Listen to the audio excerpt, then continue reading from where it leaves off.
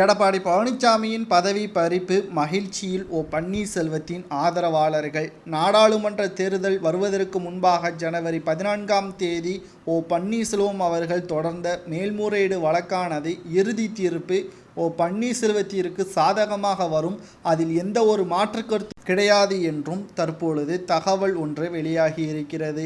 ஜனவரி 14ஆம் தேதி அதிமுகவின் கொடி மற்றும் சின்னத்தை இதுவரைக்கும் பயன்படுத்தக்கூடாது என்று கூறி வழக்கு தொடர்ந்து எடப்பாடி பழனிசாமி அவர்களின் வழக்கு தவிடுபடியாக்கப்படும் என்றும், இனி அதிமுகவின் தலைமை பன்னீர்செல்வத்திற்கு வந்தடையும் என்றும், எடப்பாடி பழனிசாமியின் பதவி ஒட்டுமொத்தமாக பறிக்கப்படும், அதில் எந்த ஒரு மாற்று கருத்தும் கிடையாது, நிச்சயமாக அதிமுக பன்னீர்செல்வத்திடம் வந்தடையும் என்றும் தற்பொழுது வெளிப்படையாகவே டெல்லி மேலிடம் கூறியுள்ளது. இந்த நிலையில்தான் எடப்பாடி பழனிசாமி அவர்களின் பதவி பறிக்கப்பட்டு விட்டால் அவரது ஆதரவாளர்களும் அதிமுகவின் முன்னாள் அமைச்சர்களும் அதிமுகவிலிருந்து நீக்கப்படுவார் என்றும் பன்னீர்செல்வத்தின் ஆதரவாளராக இருக்கக்கூடிய வைத்திலிங்கம் அவர்கள் கூறியுள்ளார்.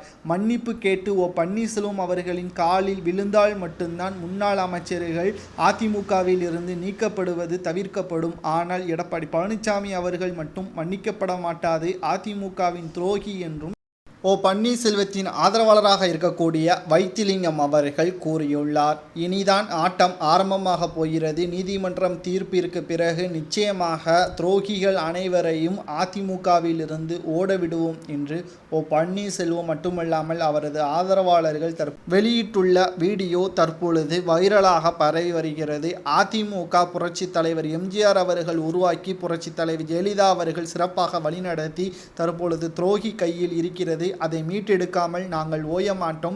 இறுதி தீர்ப்பை நாங்கள் நம்பியிருக்கிறோம். எங்களை கைவிடாது நீதிமன்றம் என்றும் பன்னீர்செல்வம் மற்றும் அவரது ஆதரவாளராக இருக்கக்கூடிய வைத்திலிங்கம், மனோஜ் பாண்டியன், அதிமுகவின் மூத்த நிர்வாகியான பண்ருட்டி ராமச்சந்திரன் அவர்களும் கூறியுள்ளார்.